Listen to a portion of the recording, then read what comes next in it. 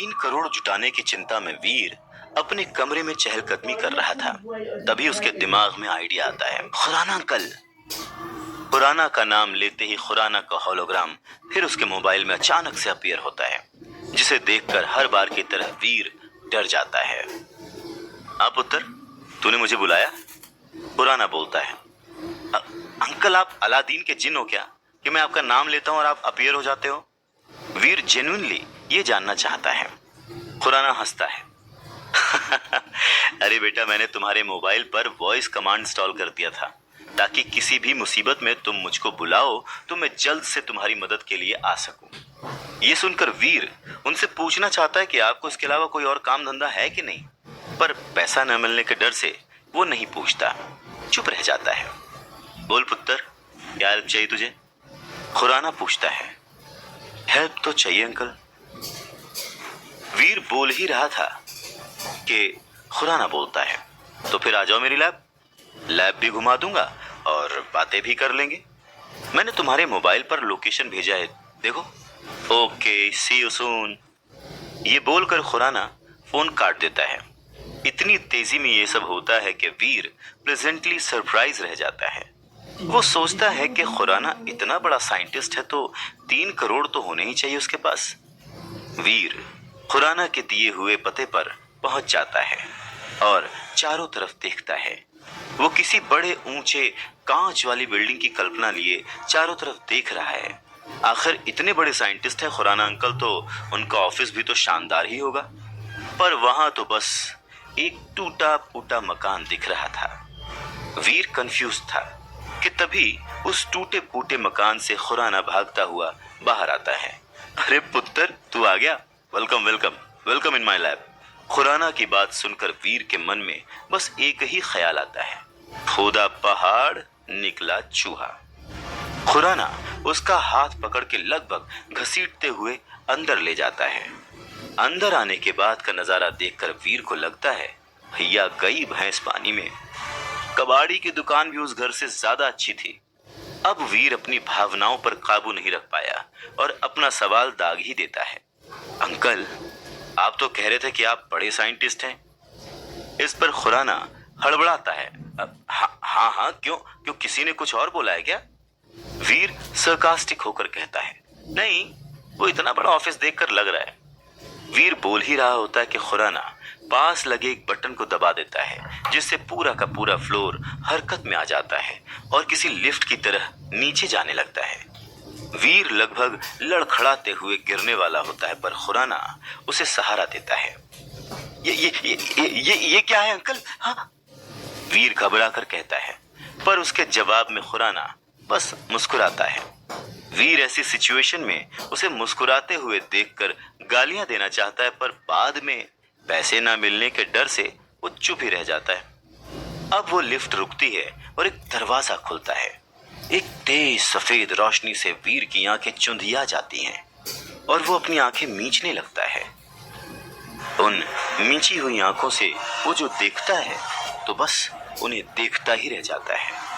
एक बड़ी विशाल लैब, जहां हर जगह हाईटेक मशीन्स लगी हुई हैं, बड़ी बड़ी स्क्रीन्स लगी हुई हैं, जिसमें अलग अलग डेटाज और वीडियोस चल रहे हैं। बड़े बड़े ट्यूब्स में से फ्यूम्स निकल रही हैं और रोबोटिक हैंड्स अपने काम में लगे हुए हैं। ये खुराना की लैब से ज्यादा आयरन मैन का वर्कशॉप लग रही थी। वीर को लगता है जैसे वो अपने सपनों की दुनिया में पहुंच गया है। वाह अंकल, ये तो तहलका है। वीर के मुंह से निकले हुए शब्दों को सुनकर खुराना ऐसे खुश होता है जैसे अपनी खूबसूरती की तारीफ सुनकर कोई लड़की खुश होती है। मेरी लैब है, मेरा, खुराना अपनी तारीफ करते हुए कहता है और अपनी मशीन्स को ऐसे देखने लगता है जैसे मशीन्स ना होकर उसके पालतू जानवर हों। बोल पुत्र, तुझे क्या हेल्प चाहिए? तू जो बोलेगा मैं दूंगा, आखिर तू मेरा यार का पुत्र है। खुराना बड़े प्यार से वीर को पूछता है। वीर भी इतनी फ्रीडम पाके धड़ल्ले से बोल देता है, अंकल 3 करोड़ रुपए चाहिए। ये सुनते ही खुराना अपनी ही मशीन्स पर फिसलते हुए नीचे गिरते गिरते बचता है और खुद को संभालते हुए हैरानी से पूछता है, 3 करोड़? हाँ अंकल, आप तो दे ही सकते हो, वीर पूछता है। खुराना अब खुद को स्ट्रेट करते हुए सीरियस होकर वीर को समझाता है, देख पुत्र, ये सब जो तू देख रहा है ना, ये मेरा पर्सनल नहीं है, ये सब सरकार ने दिया है। उसके बाद वो रुआंसा होकर कहता है, 3 करोड़ तो मैंने अपनी पूरी लाइफ में नहीं देखे हैं, तो तुझे कैसे दे दूं? खुराना की ऐसी दयनीय हालत देखकर वीर को और गुस्सा आ रहा होता है। मतलब आप मेरी मदद नहीं कर सकते? कर सकता हूं और करूंगा पुत्र, करूंगा ना। तू चाहे तो मैं इस लैब में तुझे जॉब दे दूंगा, 20,000 सैलरी भी दिलवा दूंगा। सच्ची 20,000 सैलरी।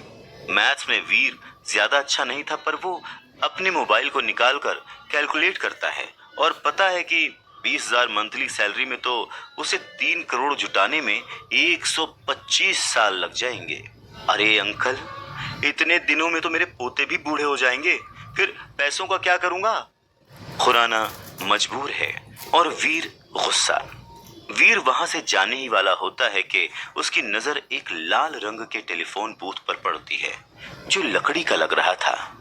वीर हैरान होता है कि इतने हाईटेक लैब में ये पुराने जमाने का टेलीफोन बूथ क्या कर रहा है। वो अपनी जिज्ञासा को शांत करने के लिए खुराना से उस बूथ के बारे में पूछता है।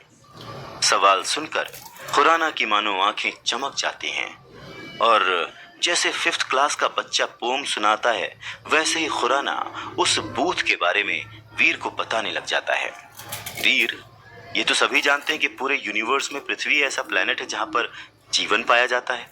हालांकि पिछले कुछ सालों में साइंटिस्ट को पृथ्वी जैसे ही कुछ ऐसे प्लैनेट्स का पता चला है जहां पर साइंस ऑफ लाइफ पाए गए हैं। हमारे जैसे ही लोग, हमारे जैसे ही जानवर और हमारे जैसे ही पेड़ पौधे, लेकिन देखने में हमसे काफी अलग। आम भाषा में ऐसे लोगों को हम एलियंस यानी कि दूसरी दुनिया के लोग कहते हैं। डॉक्टर खुराना वीर को समझाते हुए कहते हैं और वीर उनकी बात को समझने की कोशिश करता है। एलियंस? जैसे पीके मूवी में आमिर खान था? पर अंकल, ऐसे लोग तो बस फिल्मों और किस्से कहानियों में ही होते हैं ना। मेरा मतलब है कि असल जिंदगी में मैंने तो आज तक कोई भी एलियन नहीं देखा। हाँ, बचपन में मेरा सपना था कि मेन इन ब्लैक मूवी की तरह मेरा भी किसी एलियन से आमना सामना हो जाए, पर फिर मैं बड़ा हो गया और इस सपने को मजाक में लेने लग गया, क्योंकि मैं समझ गया था कि ये सब सिर्फ किस्से कहानियों में होता है। डॉक्टर खुराना की बात सुनकर वीर काफी कंफ्यूज था। डॉक्टर खुराना ने मुस्कुराते हुए वीर से कहा, हमारी फिल्में और कहानियां कहीं ना कहीं हमारी असल जिंदगी से ही तो जुड़ी होती हैं वीर, और अब तो साइंस ने भी इस बात को मान लिया है कि एलियंस होते हैं। खैर, अब ये बात तुमसे कैसे जुड़ी हुई है, मैं उस बारे में तुम्हें बताता हूँ। और फिर वीर ध्यान से उनकी बातें सुनने लगता है। पिछले कुछ सालों से हमारी एजेंसी टाइटन ग्रह में एक सीक्रेट मिशन चला रही है, जहां हर साल हम कुछ लोगों को टाइटन ग्रह पर भेजते हैं। दरअसल उस ग्रह पर डेवलपमेंट अभी भी अपनी पहली स्टेज पर है, इसीलिए वहां के लोग अभी पूरी तरह से विकसित नहीं हो पाए हैं। वहां कई लोग ऐसे हैं जो कि ना तो पूरी तरह से इंसान हैं और ना ही पूरी तरह से जानवर। मतलब उनके शरीर के कुछ हिस्से तो इंसानों जैसे हैं, लेकिन उनकी हरकतें और दिमाग जानवरों जैसा है। साथ ही साथ वहां कुछ जानवर ऐसे भी हैं जो विकसित होकर बहुत खतरनाक होते जा रहे हैं। इस तरह के लोग और जानवर उस ग्रह के उन लोगों के लिए खतरा हैं जो पूरी तरह डेवलप हो चुके हैं और जिनकी इंटेलिजेंस भी हम जैसी ही है। लेकिन उन लोगों के साथ साथ ऐसे जानवर और लोग हमारी पृथ्वी के लिए भी खतरा बन सकते हैं। इसीलिए हर साल हम अपने प्लेनेट से कुछ लोग टाइटन ग्रह पर भेजते हैं, ताकि वो लोग हमारी पृथ्वी की तरफ बढ़ रहे खतरे को वहीं पर खत्म कर सकें। ये टेलीफोन बूथ उसी टाइटन ग्रह पर जाने का पोर्टल है। वीर कंफ्यूज्ड है और सवाल पूछता है, अंकल, जब उस ग्रह पर इतना खतरा है तब लोग वहां जाते ही क्यों हैं? हाँ? खुराना मुस्कुराता है और कहता है, पैसे कमाने और ताकत पाने के लिए। वीर प्लेजेंटली सरप्राइज हो जाता है और पूछता है कि लोग कितने पैसे कमा सकते हैं वहां पर? अनलिमिटेड, समझ रहे हो? अनलिमिटेड। खुराना इस तरह से खुश होकर बोलता है जिससे वीर को यकीन हो जाए कि उसकी पैसों की समस्या भी टाइटन ग्रह पर जाकर खत्म हो सकती है। वीर सोचने लगता है। वीर को देखकर खुराना को भी एहसास होता है कि वीर टाइटन के बारे में सोच रहा है। खुराना तुरंत ही वीर के सपनों पर पानी फेरते हुए कहता है, नहीं नहीं, पर तुम वहां नहीं जा सकते, इसलिए सोचो भी मत। वीर हैरान हो जाता है। अरे भाई, तुम मेरे जिगरी दोस्त के इकलौते बेटे हो, यानी मेरे भी बेटे जैसे ही हुए। मैं तुम्हारी जान खतरे में नहीं डाल सकता। तुम घर जाओ और कोई और रास्ता ढूंढो पैसे जुटाने का। ये कहते हुए खुराना वीर को उसकी लैब से बाहर जाने को कह देते हैं। हालांकि वीर घर की ओर निकल जाता है, पर खुराना की बात उसके दिमाग में किसी साइंस फिक्शन फिल्म की तरह घूम रही थी। पर साथ में अफसोस भी है कि वो परिवार के लिए पैसे नहीं जुटा पाया। वीर जैसे ही घर पहुंचता है तो देखता है कि उसके लफंटर दोस्तों की टोली बाहर ही उसका इंतजार कर रही है। वीर समझ जाता है कि वो लोग कल वाली बात पर उससे सवाल पूछेंगे और वो एम्बैरेस होगा। इसीलिए जैसे ही वो दोस्तों से मिलता है, खुद ही सारी कहानी सुनाना शुरू कर देता है।